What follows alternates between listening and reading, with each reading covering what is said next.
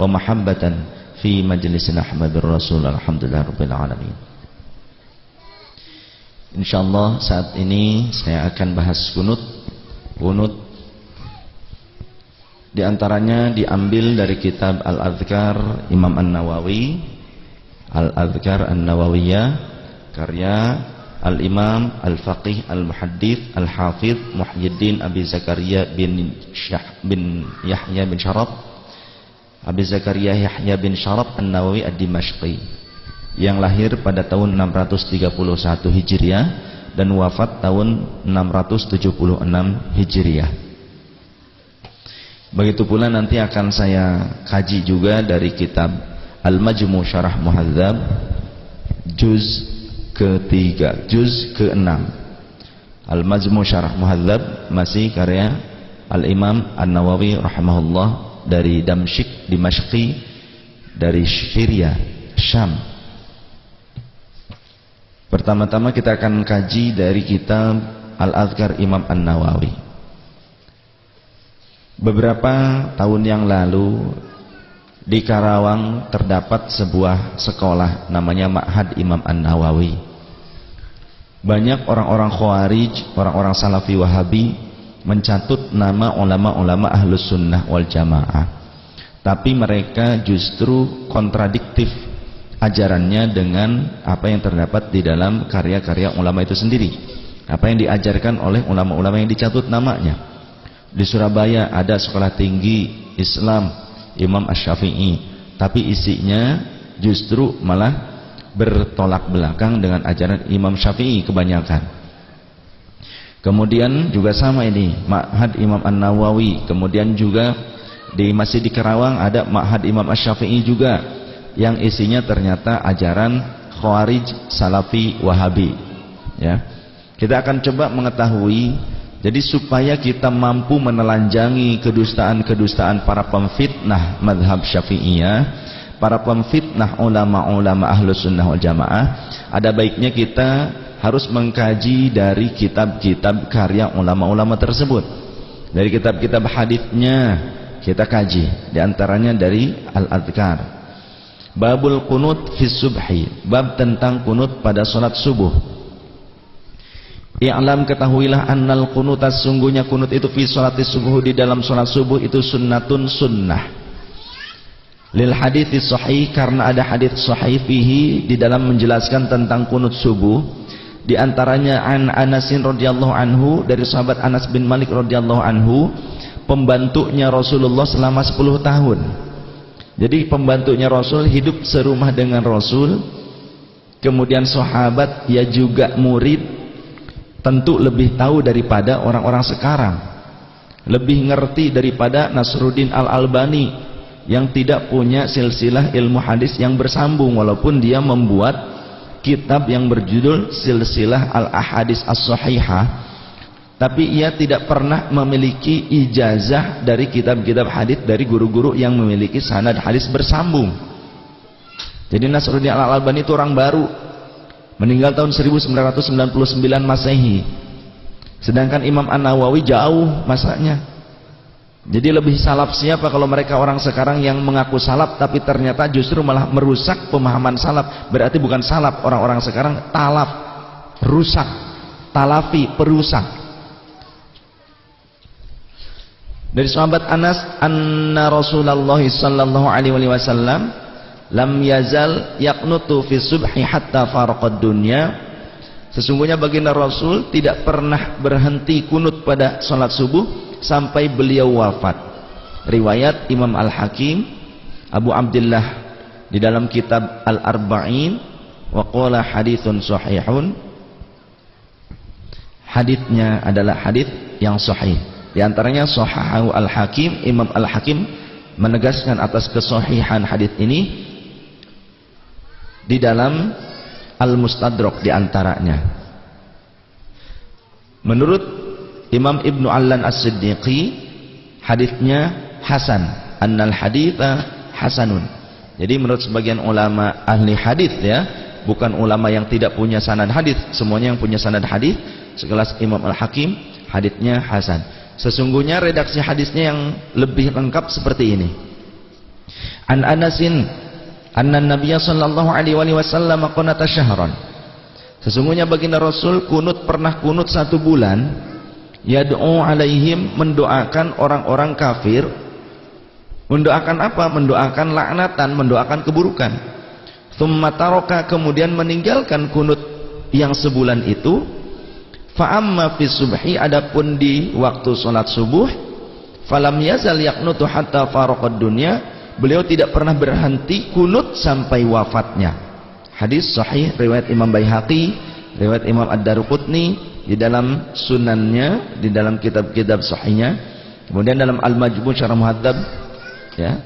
Kemudian juga di dalam kitab Syarah Sahih Muslim karya Imam An-Nawawi, riwayat Imam Muslim. Jadi jelas sekali dalam kitab-kitab yang mu'tabar menjelaskan tentang hadis di mana baginda Rasul senantiasa kunut subuh, tidak pernah berhenti.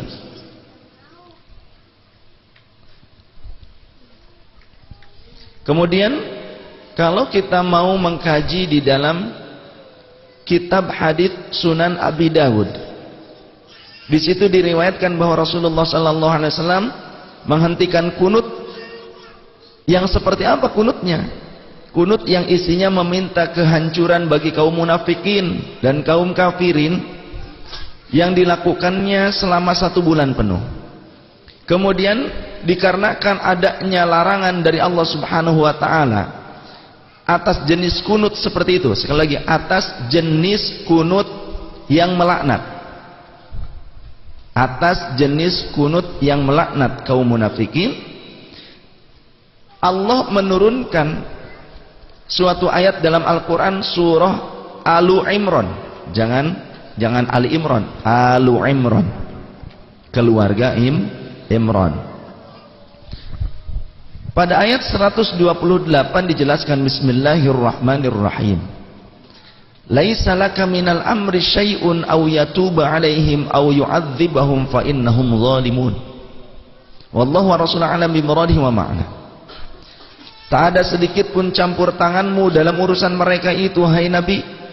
Atau Allah menerima taubat mereka, itu urusan Allah. Atau Allah mengadab mereka karena sesungguhnya mereka itu orang-orang yang zalim. Entah Allah mau mengadab ke, entah nanti Allah mau memberikan hidayah. Begitu. Bisa saja suatu saat Allah memberikan hidayah kepada orang-orang yang saat ini justru kufur kepadamu. Bagaimana lantas kalau engkau meminta kehancuran untuk mereka? Berarti nggak jadi nanti. Kalau aku ijabah nanti nggak jadi. Maka akhirnya Rasulullah dengan teguran itu beliau menghentikannya.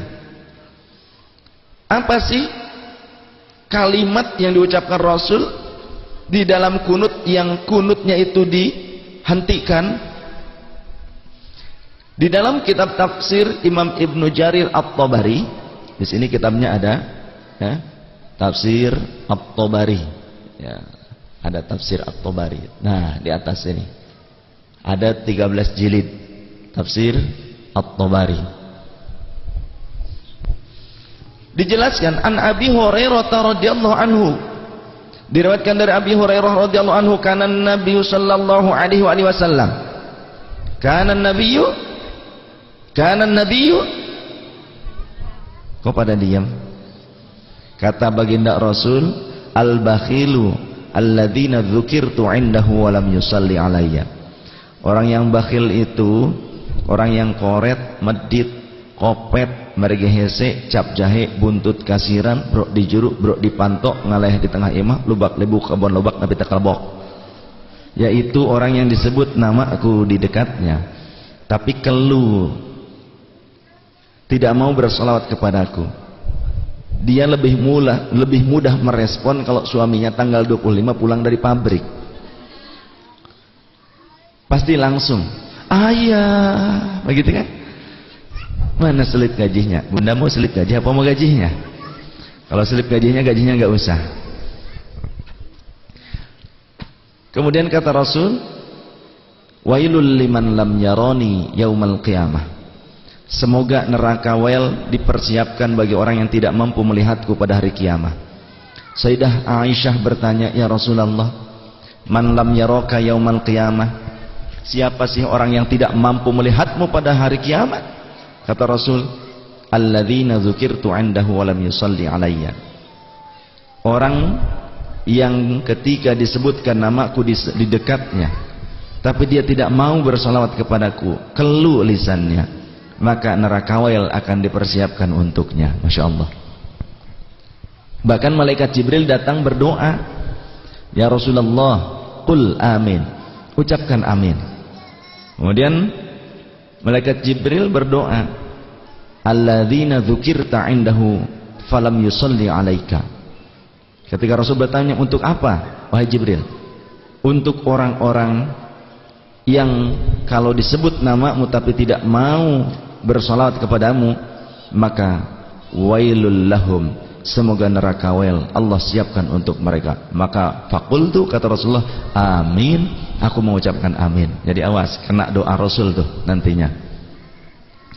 Wa kana Nabi sallallahu alaihi wa alihi wasallam yaqulu, beliau berkata, hina yafrugha fi salatil fajri, tatkala selesai dari salat fajar, minal qiraati, ya, dari pembacaan Al-Fatihah dan juga surah-surah yang pendek selain Al-Fatihah atau surah yang panjang, wa yukabbiru, kemudian beliau bertakbir untuk ruku, wa yarfa'u ra'sahu, dan beliau kemudian mengangkat kepalanya sambil mengucapkan sami Allahu liman hamidah, yakni i'tidal, Rabbana lakal hamdu.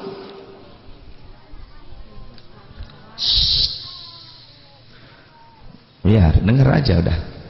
Thumma yaqulu, kemudian beliau mengucapkan wa huwa qaimun, sedangkan baginda Rasul sambil berdiri i'tidal setelah ruku, Allahumma, ya Allah, Injil Walid ibn al-Walid, Allahumma inji, ya Allah, semoga engkau selamatkan Al-Walid ibn al-Walid wa Salamah ibn al-Hisham, dan Salamah bin Hisham, wa Ayyash ibn Abi Rabi'ah, dan Ayyash ibn Abi Rabi'ah, wal mustad'afina minal mu'minina, dan orang-orang yang lemah dari kalangan orang-orang mukminin.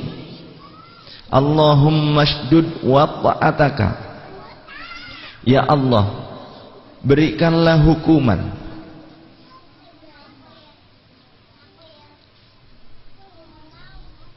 yang sangat ala mudar, bagi mudar, waj'alha alaihim kasini Yusufa, dan jadikanlah tahun-tahun kehidupannya menjadi tahun-tahun Nabi Yusuf ketika Nabi Yusuf teraniaya. Allahumma ya Allah, il'an, laknatlah Lihyana, teruntuk Lihyan, wa Ri'lan, dan teruntuk Ri'lan, wa Zakwana, dan untuk Zakwan, wa Usayyah, dan Usayyah, asatillah wa rasulah, yang mereka semua telah berdosa kepada Allah dan Rasulnya. Thumma balaghana, kemudian sampailah kepada kami riwayat annahu taroka, kabar di mana baginda Rasul meninggalkan doa seperti itu, ya, taroka dzalika lamma nazala qauluhu ta'ala, tatkala turunnya firman Allah Subhanahu wa ta'ala, laisa laka minal amri syai'un aw yatuba 'alaihim aw yu'adzibahum fa innahum zalimun.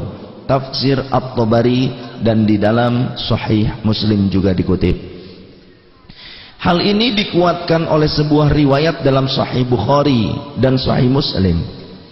An Anasin anna Nabiyya sallallahu alaihi wa sallam qanata syahran ba'da ar-ruku'i yad'u 'ala ahya'a min ahya'il arabi thumma tarakahu. Dari Anas bin Malik radhiyallahu an, sesungguhnya Rasulullah SAW pernah kunut sebulan sesudah ruku untuk meminta celaka bagi sebuah suku dari kalangan Arab Badawi. Jadi doanya bukan Allahumma hdina, bukan. Yang ditinggalkan itu adalah doa laknatan, meminta celaka bagi sebuah suku dari kalangan Arab Badawi. Kemudian Nabi meninggalkan cara kunut tersebut.